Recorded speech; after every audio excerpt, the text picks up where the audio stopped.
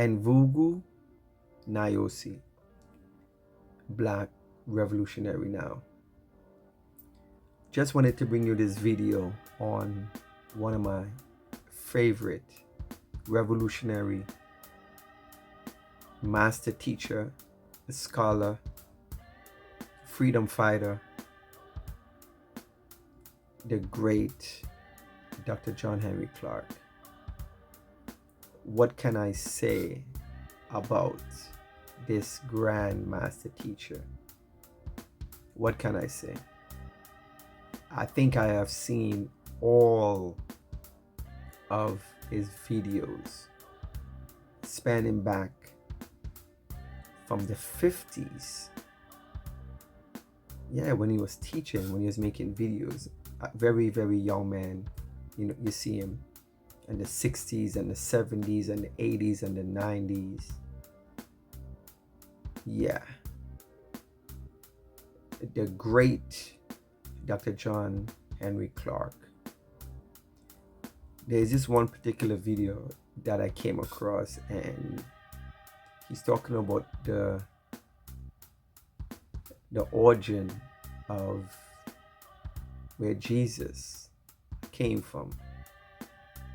And people who know me way back in the days, way back, yes, you know, I was religious. I came from a religious family. You know, my grandma used to take me to church. So yeah, we all went through that dogma, because as a young baby or a kid, being so impressionable, we have no control. So whatever we have been taught, or whatever we seen, or whatever someone of the elder of the family is doing, we follow suit. So the whole Jesus mythology, that is something that we all grew up with, including myself. But thanks to master teachers, grandmaster teachers like Dr. John Henry Clarke, we start reading books outside the Bible, and we start doing some real research. We start researching primary evidence. So once you get to that level of studying outside of this Bible, or outside of religion, what you knew in religion, every step you take after that in studying other books contradict, and everything that you read doesn't line up no more. And that's how you start your journey.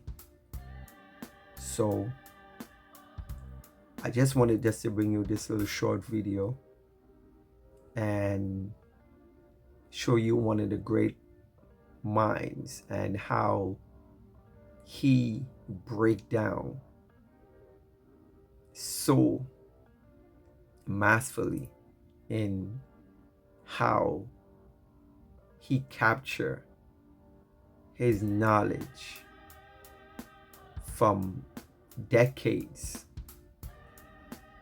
of studying and form it in how he deliver his beautiful work in many videos.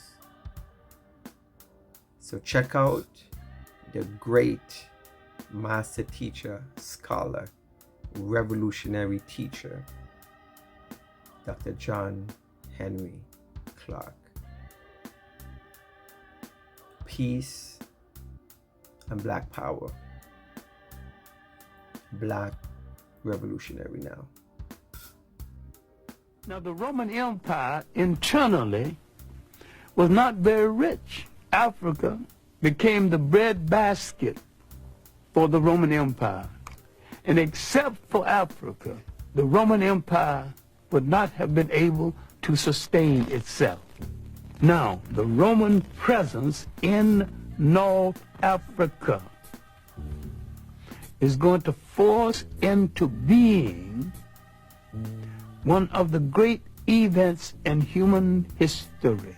Roman taxation, Roman oppression would cause people to turn to new gods and question old gods, to turn to a story about a God who comes forth to rescue them.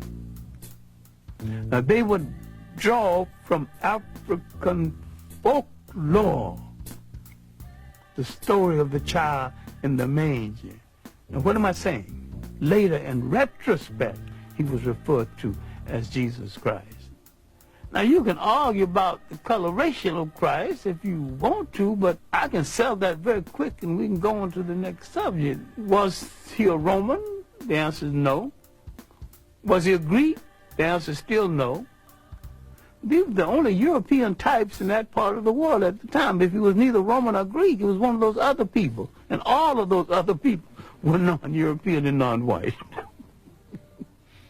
And he came from the other people. During that time of Roman dominance, Africans hold high military and administrative posts in the empire. The Romans and the Greeks had no color prejudice comparable to the kind of prejudice we would know later on. Otherwise, why would 3 Africans become emperors of Rome? Why would there be 3 African popes? Finally, Constantine decided to make Christianity the religion of the whole of the Roman Empire. Now we're coming to the critical period when the Roman domination of the church so corrupted the church, the Africans began some disenchantment with the Roman interpretation of Christianity.